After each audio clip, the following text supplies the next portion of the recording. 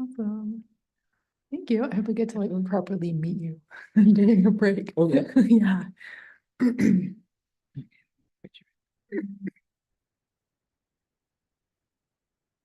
Thank you.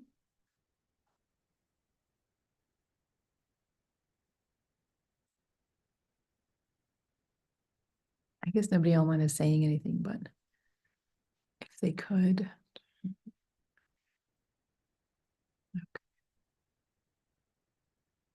Good to hear you. Charlie, do you hear me? Yes, that's a yes. Awesome. Thank you. Absolutely. I'll be there.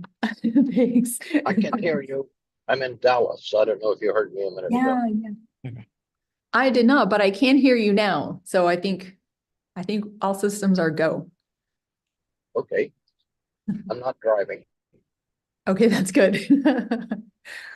All right. Well, we have a few folks here in person. We have at least one person online. I would turn the computer around, but then like no one online could see me. So welcome everybody. For those I haven't met yet, I'm Claire Villarreal. I'm one of the senior students at Dawn Mountain. And like Emily said earlier, I'm mostly based in Canada now. So that's why I haven't really been here, leading meditations or anything. But it's a pleasure to be with y'all today. And hi, Nancy. Nice to see you. We have Nancy and Charlie online. So I figure we can start with some meditation, do maybe like 20 minutes or so, and then read a little, discuss a little. And if we have time at the end, we can do a little bit more meditation. So let's just get started with finding your meditative seat. Or if you feel like lying down, feel like standing up. Not an option for Charlie because he's in a car. But whatever is going to be comfortable for you, find that posture. And if it's comfortable to let your eyes close, you can do that. If it works for you to have them a little bit open, but maybe gazing down like a loose, relaxed gaze, you can do that. So basically, you're finding your posture that's going to allow you to settle into your seat. And a way of holding your eyes, it's going to be nice and relaxed, loose. But if you find that you're becoming too sleepy or your mind is becoming too loose, you can try opening your eyes or even raising them up a little bit, bring a little extra light in, and just use those eyes to kind of regulate the energy level of your mind. So we'll take a couple of minutes and settle in, and then we'll sound Hong together, which is also a classic mindfulness practice. We're cultivating the awareness of the sound. You can even feel it resonating in your body. So if physical, or maybe you could say like if the sense of touch is a good object of meditation for you, you can use that. I'm just telling you now so I don't have to like do a bunch of talking later once we actually start doing the Hong sound. So we'll take this time, we can settle in. I like to just drop the attention down into the center of the abdomen, the dantian. If for you, it's easier to follow the breath at the nostrils or to feel the expansion and contraction of the chest, for instance, that's totally fine. You can do whatever works for you. We'll just take a few minutes here and allow the mind to settle, allow the body to get grounded so we can really do some good practice together.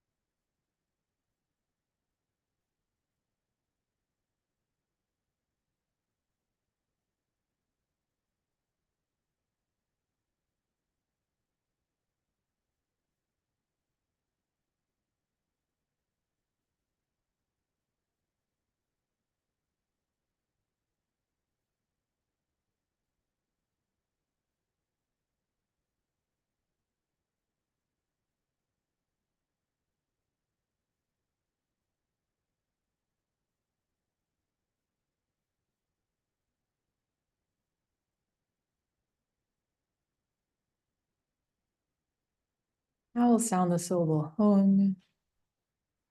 Just connected with awakened mind, which Tibetans think of at the heart center. So if you want to feel it there, that's fine. We'll shift our attention to the sound. Oh.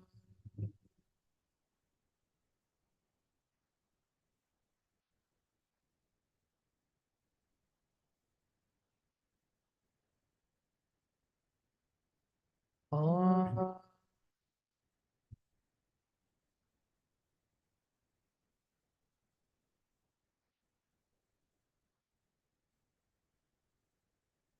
Oh.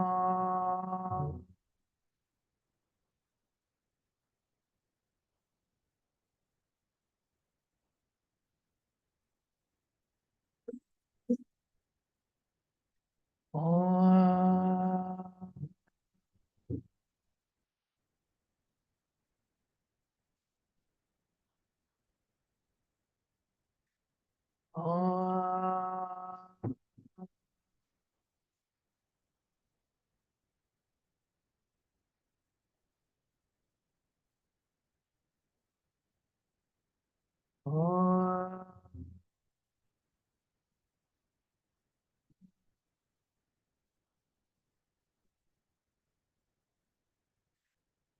Oh. Oh. Oh.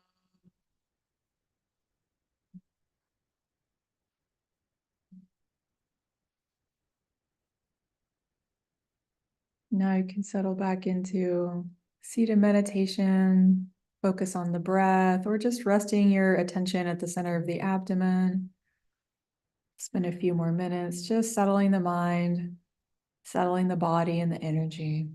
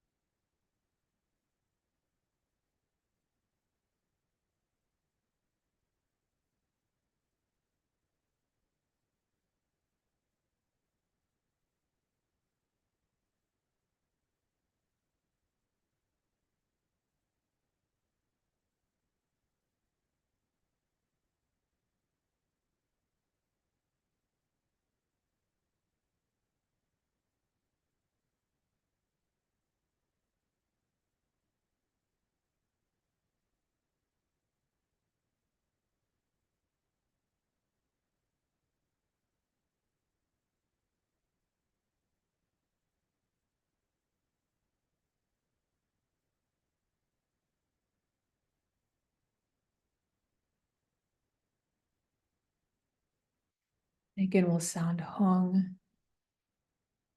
Oh.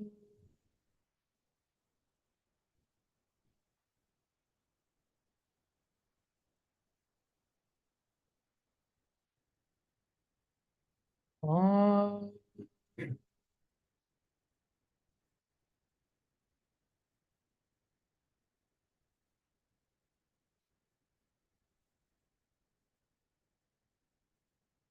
Oh.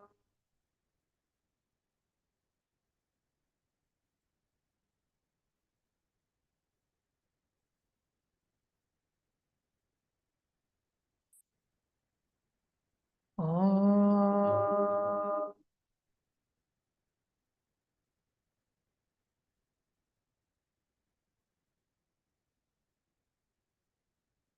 Oh.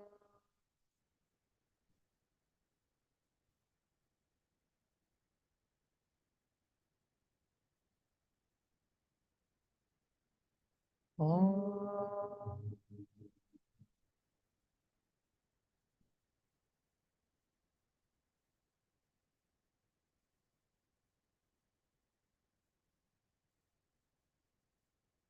Again, we can settle back into silence, into resting the mind on the breath or in the center of the abdomen for just a couple more minutes.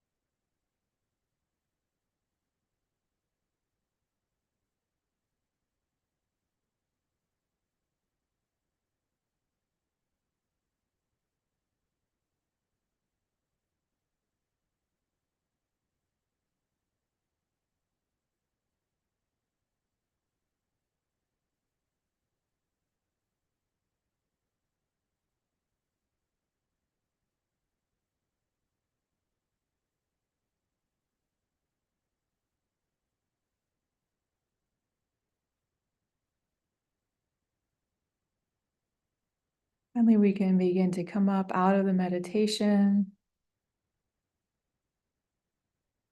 So you come back up and out. Maybe just notice how your body is feeling, how your mind is feeling. There's been an impact from this practice.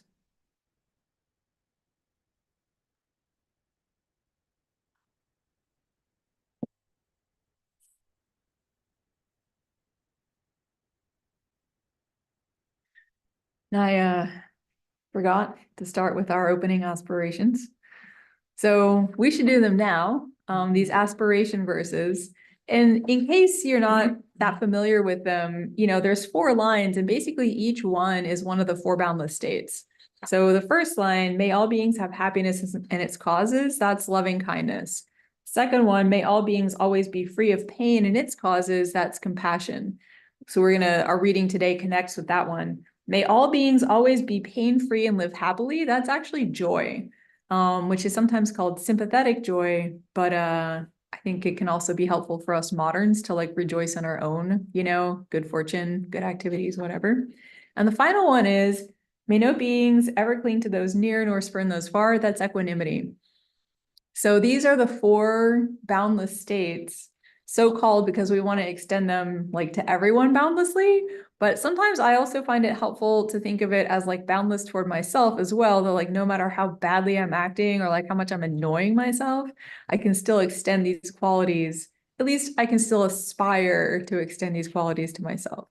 So anyway, with that understanding, we'll just sing these aspiration verses and then get into the reading and have some discussion. So if you have a sheet, feel free to read along. If you just want to listen, that's fine too. May all beings always have happiness and its causes. May all beings always be free of pain and its causes. May all beings always be pain-free and live happily. May no beings ever cling to those near, nor spurn those far. So basically, we're at least aspiring to spend our time together, to spend our reading, and our attention and focus is really precious these days. So we're making the aspiration that we're going to spend our time cultivating these qualities together.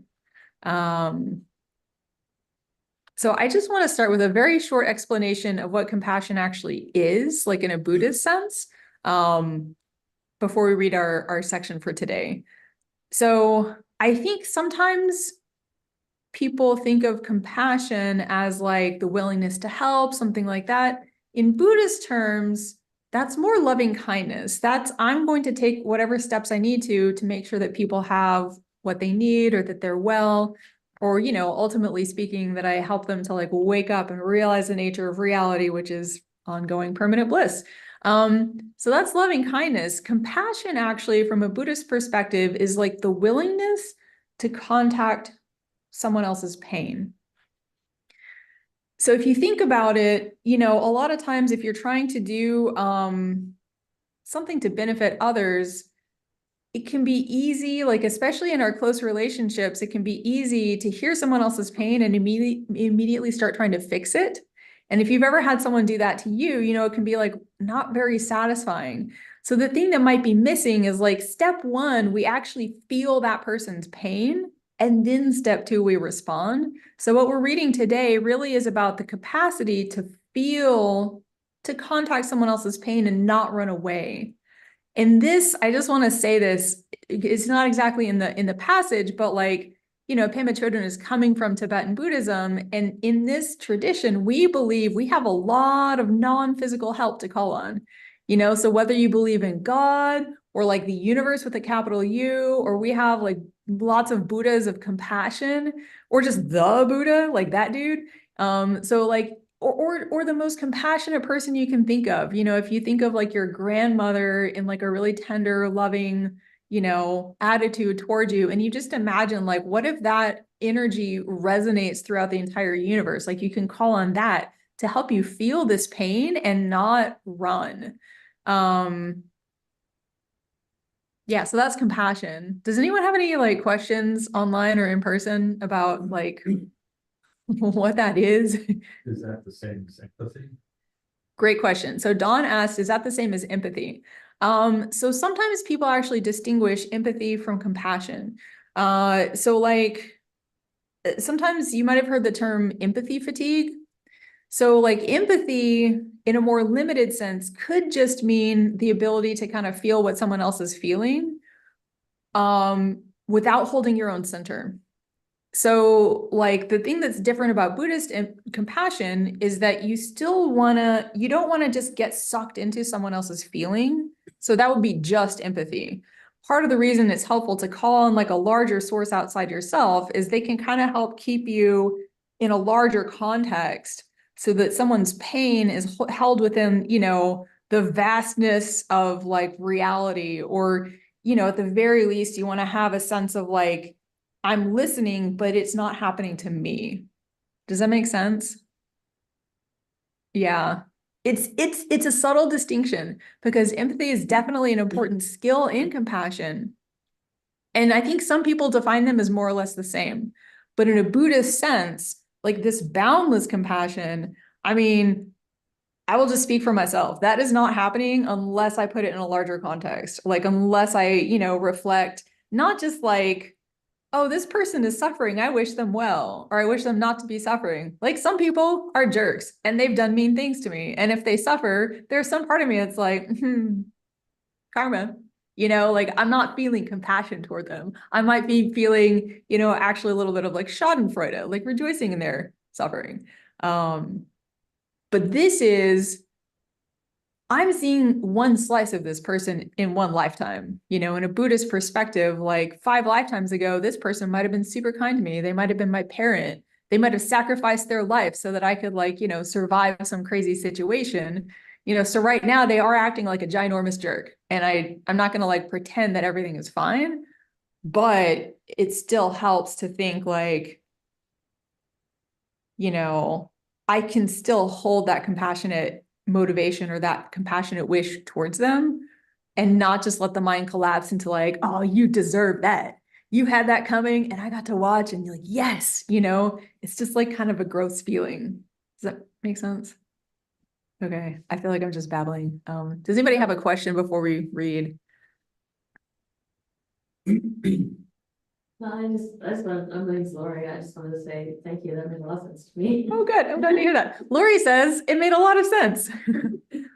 Oh yeah, Charlie is sharing some names for the book. If you have names for the book and you're online, feel free to drop them in chat and we can just kind of say them out loud here in person.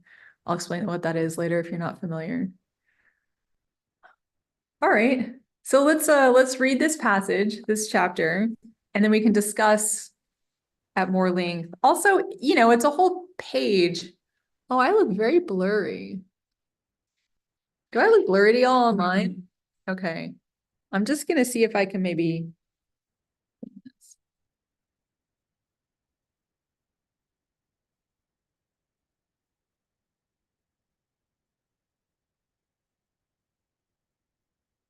Is that even better? Maybe a little bit? Nancy is nodding. Okay, great. All right, so feel free to just, put a hand up, or if you're online, just unmute yourself and kind of hop in if you have a thought, so that you don't have to maybe lose it by the time we get to the end. Okay, so this is chapter 36, Cultivating Compassion in Comfortable with Uncertainty. Just as nurturing our ability to love is a way of awakening bodhicitta. Bodhicitta is the intention to become fully awakened in order to liberate all beings from all suffering. It's also sometimes used a little bit as like a synonym for like loving kindness and compassion, though, the wish to benefit others. So just as nurturing our ability to love is a way of awakening bodhicitta, so also is nurturing our ability to feel compassion. Compassion, however, is more emotionally challenging than loving kindness, but because it involves the willingness to feel pain, it definitely requires the training of a warrior. For arousing compassion, the 19th century yogi Patrul Rinpoche suggests imagining beings in torment, an animal about to be slaughtered, a person awaiting execution. To make it more immediate, he recommends imagining ourselves in their place. Particularly painful is his image of a mother with no arms watching as a raging river sweeps her child away. To contact the suffering of another being fully and directly is as painful as being in that woman's shoes. For most of us, even to consider such a thing is frightening. When we practice generating compassion, we can expect to experience our fear of pain. I also just want to throw out, maybe that's not the starting place. Maybe reflecting on milder pain in others is a good starting place, and then you work up to there. Compassion during practice is daring. It involves learning to relax and allowing ourselves to move gently toward what scares us. The trick to doing this is to stay with emotional distress without tightening into aversion, to let fear soften us rather than harden into resistance. It can be difficult to even think about beings in torment, let alone to act on their behalf. Recognizing this, we begin with a practice that is fairly easy. We cultivate bravery through making aspirations. We make the wish that all beings, including ourselves and those we dislike, be free of suffering and the root of suffering.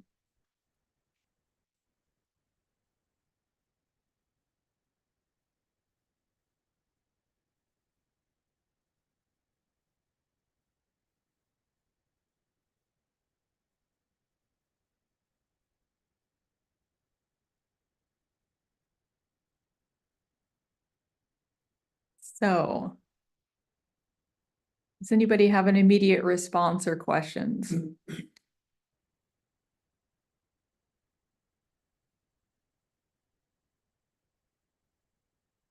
Yeah, I have a question. Mhm. I think might have been like in the second to last paragraph or something like that, where they talked about something softening. Mhm. Was that the fear or something? I was. Yeah. Lori asked in the next to last paragraph, there's something that softens. What is it that softens? I'll just read it again because it's short. Compassion practice is daring. It involves learning to relax and allowing ourselves to move gently toward what scares us. The trick to doing this is to stay with emotional distress without tightening into aversion, to let fear soften us rather than harden into resistance. You're welcome. It's an interesting way of describing it, like softening and hardening.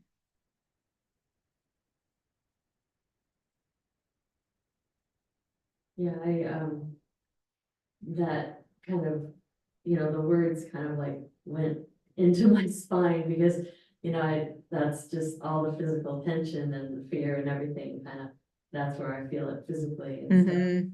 And then trying to interpret the words in my head and then feel it, kind of go down my body. And I think in doing so, I stopped listening to the word. Yeah. I couldn't remember. Yeah. Can y'all hear online? Okay, perfect. I don't have to repeat it. Yeah, it's a very visceral thing. Like you do feel it in your body. Like I think it's interesting that you like kind of picked up on that during the reading, because I think that's one of the ways that mindfulness can really help. If you're in a conversation or in a situation where suddenly something really difficult, somebody shares something really difficult that happened to them, or, there's someone in a difficult situation, it's so easy to just tighten up without noticing, like without realizing that we're, I don't want that for me. Ew, get it away like that. Yeah, trying to walk up from the pain. Mm-hmm. Where I'm struggling a bit is like absorbing that pain and then getting it into me, and then it's like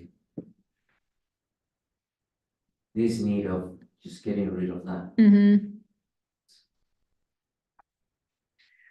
I mean, this is like the tricky part of compassion, because you become porous, so you can like let that contact you.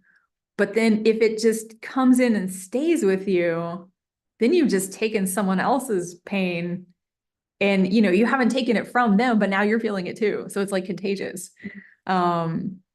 Yeah, so that's where it can be helpful. Like, especially for those of us who maybe like don't feel that super strong sense of boundaries, like you listen to someone else's story and just something in you feels it with them. It can be helpful if you feel that like, oh wow, that just came from them and it stuck somewhere in me. Like I had that experience this morning actually. So, for me, it was helpful to like feel into that and be like, oh, okay, instead of letting it flow through, or like calling on, Avalokiteshvara or like the Buddha of compassion or somebody to be like, hey, how about if you hold this? This is not mine. I don't need to hold it.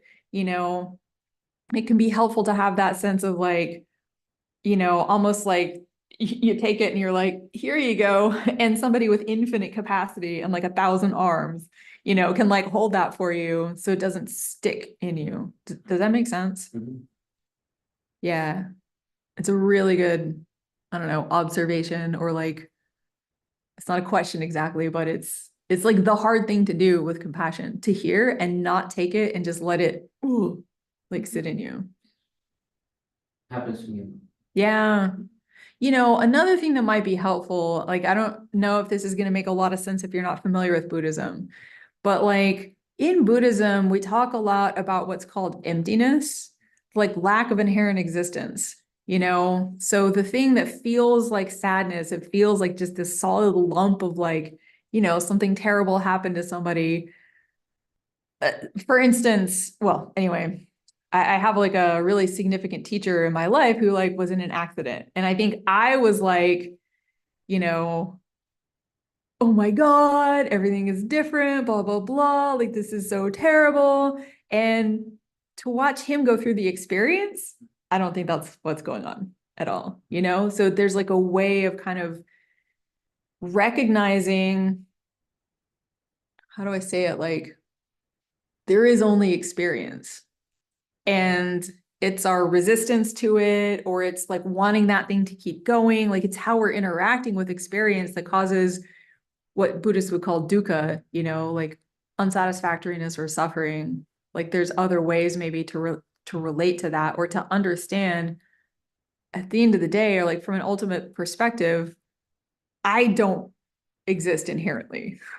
So whatever happens to me also doesn't exist inherently. And I think that's part of the reason we're able to kind of like give it to a Buddha of compassion who like already doesn't see all these little dramas in the human world. It's almost like they're watching a TV show and they're like, oh, that's adorable, but not the ultimate truth of the situation.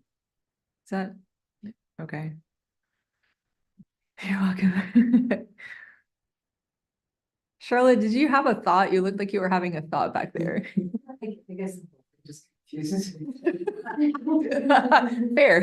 I mean, it's almost like, well, why should I take on all this pain and all this, well, there's so many kind of, I'll label it like bad things happening in the Mhm. world, and, you listen to the news and there's not a single thing I can do, Yeah. and it's like, okay, well, let me get more depressed about this. But then you feel like sort of mean and shallow, you think, well, I'll just die, my life's okay. Yeah. So, La la la la la. do about it, so. Yeah. I don't know, it's like, well, what's the point of taking on this pain if I can't do anything about it? But on the other side, like, if I don't have some recognition of it, then I don't know, that doesn't seem right either. I don't know, I just find it Yeah. all confusing. So I think this is something that like a lot of us, like especially those of us in the West who are drawn to Buddhism and like compassion, all this kind of thing. I think we tend to be kind of like what you're saying, like, we like have a tender heart, and like it feels almost like self-abuse to just keep immersing yourself in like all the terrible things. So I'll say, I don't know, maybe two different things related to this. And I'm curious to hear anyone else's like response too, because I think we probably all have our own ways of coping with this. So the first thing is what you're really cultivating when you cultivate compassion is the capacity to stay and not run when you hear these things. So like you don't have to go into it and just like, I don't know, lose yourself in the terribleness. You know what I mean? Like if you can have a sense of like almost like yourself as the Buddha, like touching the earth, like this is where I am. Suffering, you're not going to make me run. Okay, now let's hear what's happening. But that stuff, it's almost like how thoughts just pass through your mind when you meditate. If you can let that stuff kind of come in contact and then go. So like maybe not the most terrible stuff, sometimes like there's podcast episodes about the things happening in the war in Gaza right now. And like some I listen to and some I don't. So like, that's the first thing, you're cultivating that, not just so that you can like, listen to a terrible podcast or like watch, horrible images and things that you shouldn't be able to watch and be okay. That's not, I think, helpful necessarily, but like, for me, engaging when you can engage and then knowing when you shouldn't is like super helpful. And it's not easy, sometimes stuff just comes at you. Sometimes it's not the news. Sometimes it's your life or it's someone else's life close to you. But I think when it comes to like seeking out these kind of, in my case, just like reporting on these situations, for instance, it can be helpful. I think there's a part of me that's like, oh, I don't even want to hear about it. But often it's not just pain. It's also the connection that people make. There's the human elements there's like beauty and terror at the same time. And I think it helps to crack open the idea, again, to come back to the idea of, a little bit of emptiness or a little bit of like a more ultimate perspective that like, it's not just one thing, and sometimes the stories of compassion and people helping each other are really, they're inspiring. But yeah, I don't think you have to keep drinking from that fire hydrant or that fire hose if it doesn't feel good for you. I'm just curious to hear, and I don't know I don't know how to use a Mac basically, so I don't know how to access chat. So if you're online and you have something to say, please just like unmute yourself and say it because I am gonna have to figure that out. But Claire, Charlie? I'm having trouble hearing the questions. If you could rephrase them and restate them after somebody asks something, that would be.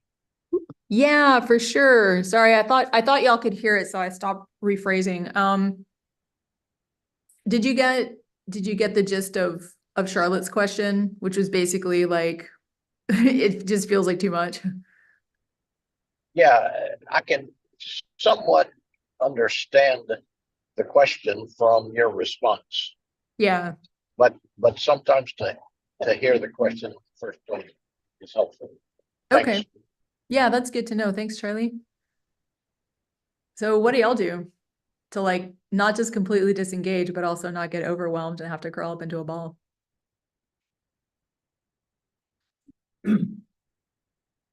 Breathing exercises. Yeah, breathing Sorry, exercises.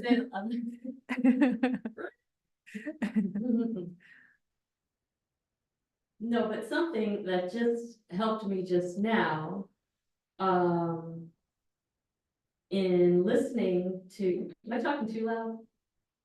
No, okay. In listening to Charlotte's question, I kind of tapped into a different pathway of compassion about feeling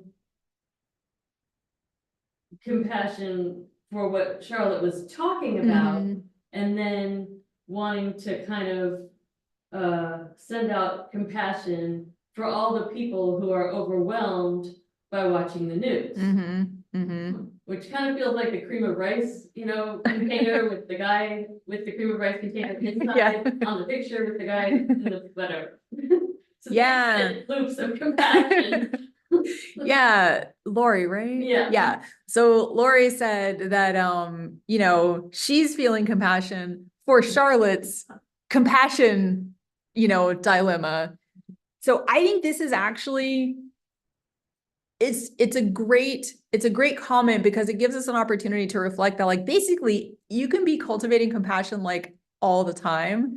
There's entire like Buddhist practices like Donglen where like anytime you see something that kind of wakes up that little bit of compassion in you, you can just practice, oh, may the discomfort that I feel contain their discomfort without increasing mine, may it just like burn everything off, or like you hear about that and like it's natural to feel the compassion for that.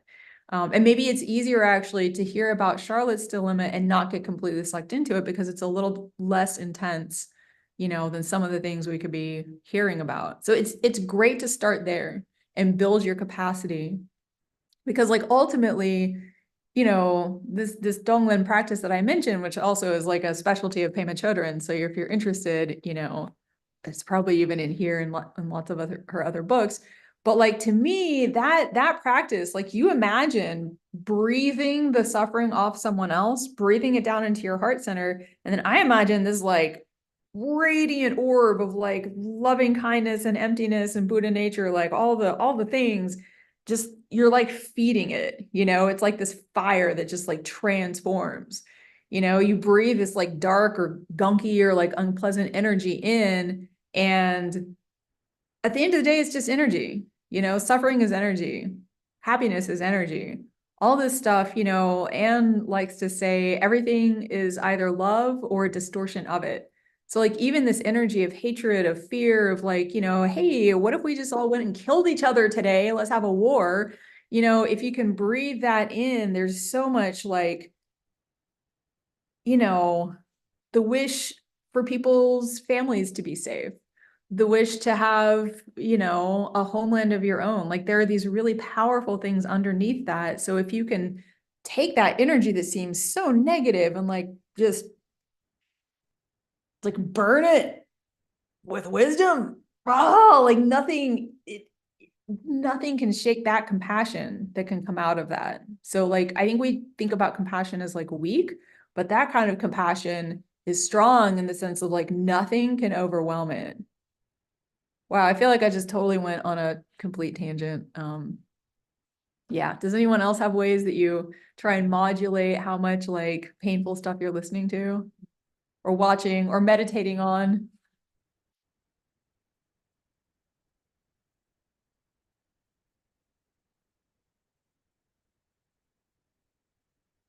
Excuse me. Um, One way I modulate my compassion is that I don't watch the news before about 10 in the morning or or after 7 at night, because I'm being compassionate to me that I'm too vulnerable at those times. And I know that I will simply absorb Mhm. toxins because my machine is down. So I do the hard stuff in the middle of the day. Mhm. That's great. Did y'all hear Nancy? Okay, yeah. Yeah, that's so helpful. I mean, again, like I feel like all the different pieces of a contemplative practice come together here, like knowing yourself well enough to know when you can deal with stuff, knowing what's too much, paying attention to your body, paying attention to your mind, so you're not asking something of yourself that's not realistic.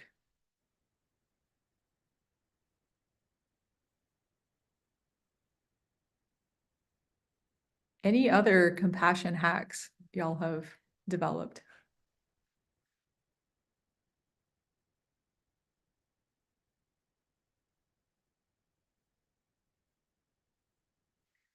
I just want to say, because it's in the book, she's presenting some images that Patrol Rinpoche uses that are like the most intense, like they're trying to make you feel something.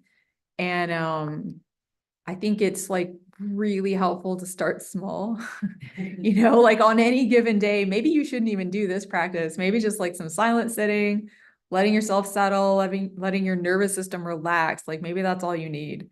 Or in another day, you kind of notice like, yeah, I'm feeling like I feel ready to take some stuff on, and my recommendation would be always to invoke someone's help before you go into that space. It's like the difference between like, I don't know, trying to walk down a trail late at night, you have no flashlight, you hear some rustling in the bushes. Is it a jaguar? I don't know. Do they live here? Probably not. They could. I don't know. So you're like just feeling very vulnerable and alone versus like, I'm a nerd. I'm just going to use this as an example. You have a Klingon warrior with you with a giant flashlight. Now you're not concerned. You're like, oh, I wonder what it looks like when a Klingon defeats a jaguar. Like it's just a very different experience to feel like you have a really powerful like helper to go with you. And like, I don't know, in case you're not a Buddhist and you're like, oh, that sounds like a bunch of woo-woo junk, I just want to say like those images of, Buddhas of compassion or, whatever being you're like invoking out there, it's an external image to reflect back to us that like, oh, actually, I have that capacity too, to be this like radiant, multi-armed form that's like, where's the suffering? Let me in it. Let's do this thing. Like it is something in our own non-ordinary self, like the deep layers of our being, like that's there. So how do we wake it up? Maybe at first it looks like it's outside. And then as you keep going down the path of practice, you keep identifying with it until one day you're like, oh, it's like, it's real. It's not pretend. Does that make sense? I feel like there's some folks with some really like long practice history here. Like, do you have your own thoughts to share or, how you go into those difficult places?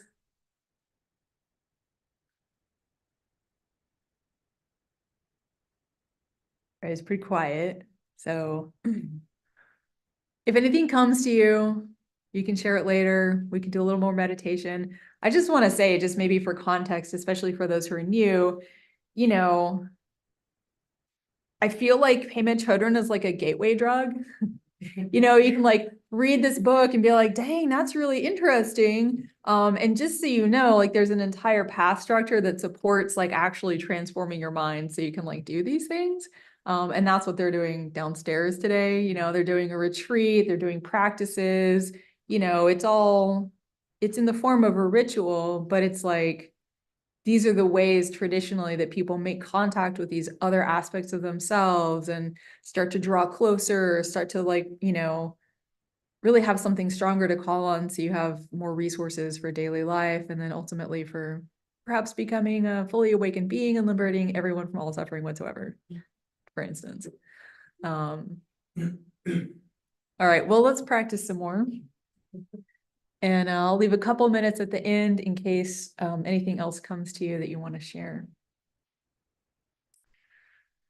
So we'll start by settling back in, and then we're going to sound the syllable ah 3 times. And you can think of this ah syllable as like radiant light coming from your heart center. The first time we sound it, you can just imagine it transforming your entire body into light. And I'll just say like a kind of fearlessly compassionate light, a light that's like, this lifetime is not my first and it won't be my last. There's something within me that's capable of handling all this stuff, even if I don't feel like it.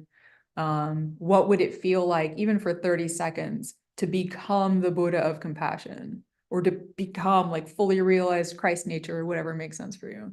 That's on number 1. On number 2, we're going to share it with everyone in the room, everyone online. Like we're creating a little web of light and like enhancing, like energizing each other's awe. And then on the third one, we can just imagine all of us collectively are sharing this awe and transforming the entire world or the entire universe, however your mind wants to take that. We're going to transform everything. So those are our ahs. We'll just like start by settling in.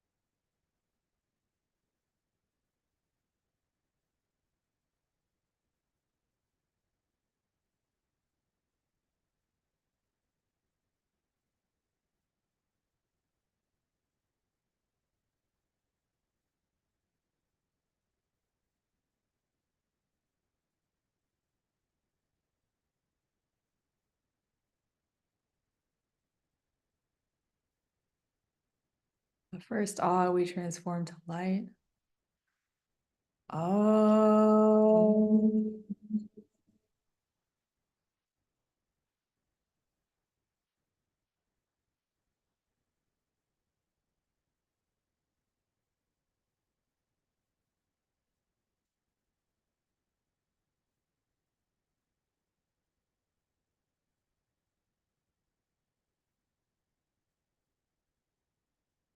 Second ah we share with each other.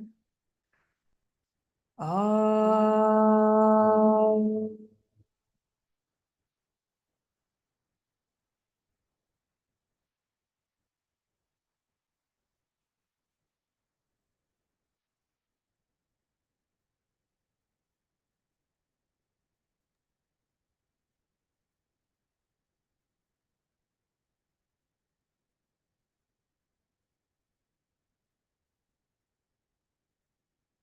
And with the third ah, we transform the entire world. Oh.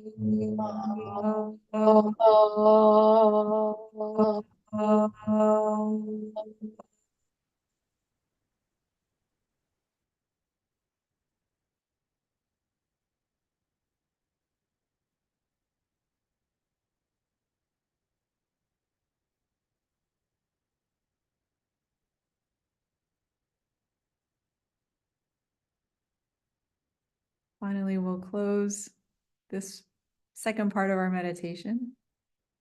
Rejoin the virtual and physical room. Does anyone have a final thought or anything that's come to you during our closing meditation?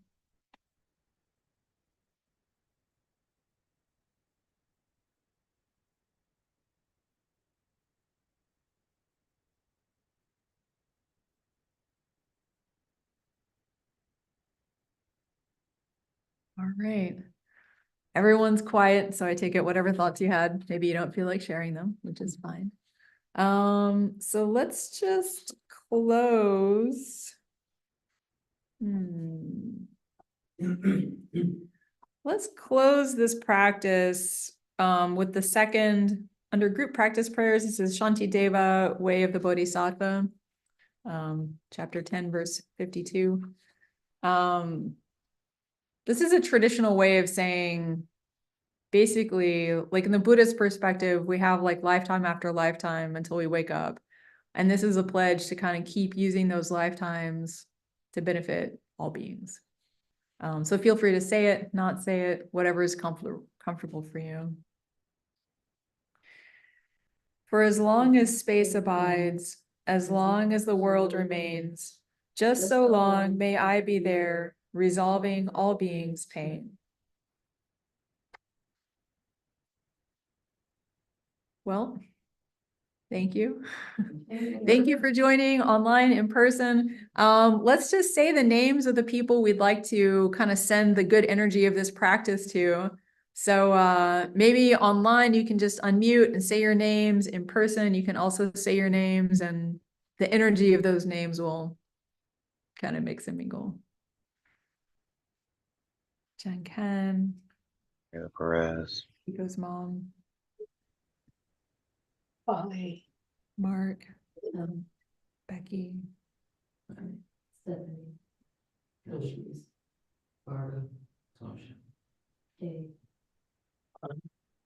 victims of war and violence. Me.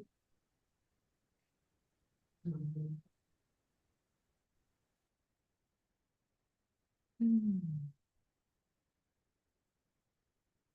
All right, thank you. Have a good afternoon, everyone online and in person. If you feel like hanging out and chatting for a minute, you can definitely do that. Goodbye. Thank you for meditating with us. Thank you for leading. My Thank pleasure. you very much, Claire. Thank you. It's nice to see y'all. Hi, Alan. Happy New Year. Thank you.